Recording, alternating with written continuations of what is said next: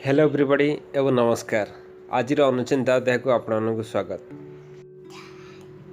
आपण मैंने भिडटी शेष पर्यंत देखूँ, भल लगे लाइक करूँ और सांग मान सहित सेयार करूँ। ता सहित आम चैनल टी सब्सक्राइब करने भूलें ना। तले दिए नोटिफिकेशन बेल को हिट करूँ ताकि लेटेस्ट अपलोड विषय आपण इंटिमेशन पाइपर। चलतु आज आम केतोटी गुरुत्वपूर्ण अनुचिंता उपर आलोचना करवा। प्रथम अनुचिंताटी है आपण मन को जिते निर्मल रखिए आपण चक्षु से निर्मल हो जगतटा आपण निकट निर्मल हो भासी उठ।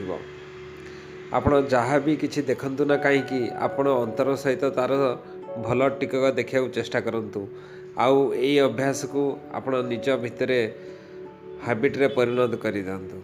आ देखिए आपण को सब भल देखा एवं अन्य कहार भी आपण भल अभ्यास भल चिंताधारा आपण अपनेवा द्वारा आपण भी बहुत भल होगापी आग को बढ़ी चलती। द्वितीय अनुचिंताटी है आपण शिक्षा ग्रहण बा ज्ञान अर्जन करने चाहूले आपण अभिमान बा अहं भाव छाड़ी दिंतु।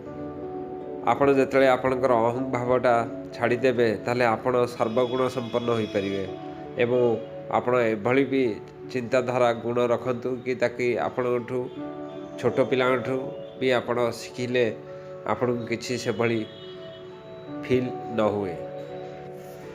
तृतीय अनुचिंताटी है धर्म एक सबू बा जेकोसी आम जहाँ को भी फॉलो करुचे समस्तंकर मोटो गोटे कि आम किभली ए मोह मायापूर्ण संसार किभली मुक्ति पाइबा किभली भगवान दर्शन पाइबा सुख शांति रहिबा। तेणु जेकोसी आपण गुरु को धरतु बा हिंदू मुस्लिम ख्रीस्टियान जेकोसी रिलीजन भी लोक हूँ ताहा अलग अलग गोटे रास्ता आ सबू रास्ता जाई गोटे जगार ही मिशुची से ही होती आत्मा परमात्मा से ही होती भगवान परमात्मा। तेणु आपण कौन धर्म सहित बा अन्य कौन क्या नहीं आपण झगड़ा लगातु नहीं किंबा द्वंद्व हणा कटा ए सब करंतु नहीं बरं तांकर नीति तांकर धर्म को भी आदर करंतु सम्मान दियंतु। ताले जाई आपणकर गुरु आपण भी जहाँ को फॉलो कर से आपण ऊपर खुशी हो पारे। चतुर्थ अनुचिंताटी है आपण केबेले परीक्षक साजी अहंकार नहीं आपण सद्गुरु किंबा प्रेमी सद्गुरु को परीक्षा करने को चाहते नहीं। जदि ताहा आपण करिया को जिबे ताले आपण केबे भी तांको जानी परिबे नहीं ये सद्गुरु बा गुरु ही आपण कारण से मन हम आपण मन भीतर अच्छी आउ जद्वारा आपण तांको परीक्षा करिया द्वारा ताही से गुण सब आपण तांको ही देखिबे एवं जद्वारा आपण ठकी होई जिवे।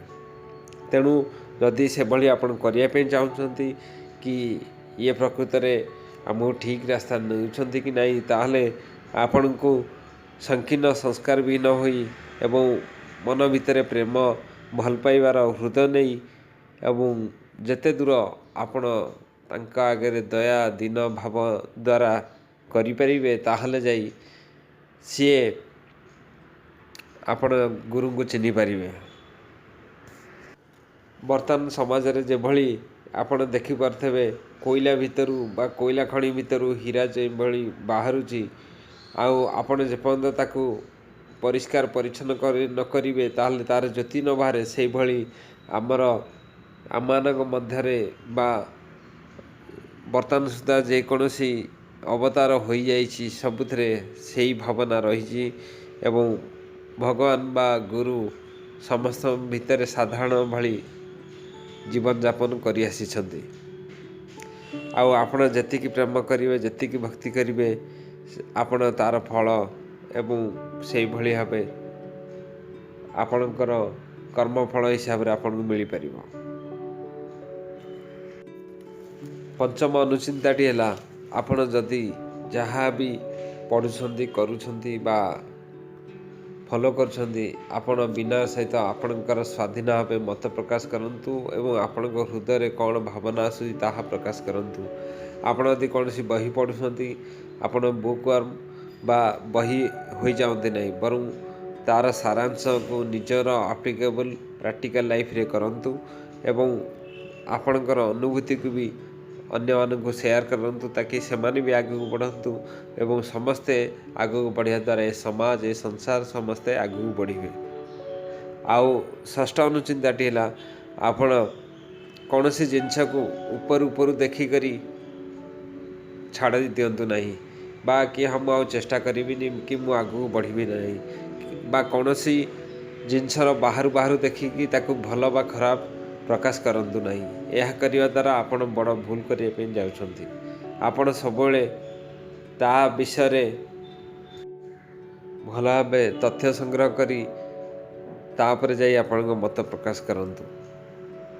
ଆଉ ଯାହା ଆପଣ କିଛି ବି କରନ୍ତୁ ନା କାହିଁକି ତା ଭିତରେ ସତ୍ୟ ଦେଖିବାକୁ ଚେଷ୍ଟା କରନ୍ତୁ ଏବଂ ସତ୍ୟ ଦେଖିବା ମାନେ ହିଁ ତାହାର ଆଦ୍ୟପ୍ରାନ୍ତ ଜାଣିବା ଆଉ ତାହା ହିଁ ଜ୍ଞାନ।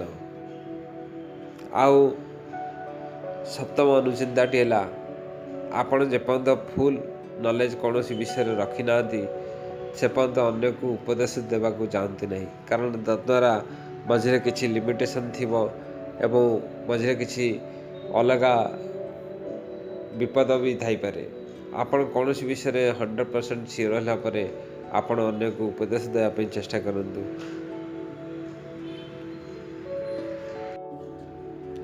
ସବୁବେଳେ ଅନ୍ୟକୁ ଉପଦେଶ ଦେବାକୁ ଯାଆନ୍ତି ନାହିଁ, ବରଂ ନିଜେ ବି କିଛି ଶିଖିବା ଏବଂ ଭୁଲ ଥିଲେ ତାକୁ ସଂଶୋଧନ କରିକି ଆଗକୁ ବଢ଼ିବାର ସେ ଧାରଣା ରଖନ୍ତୁ।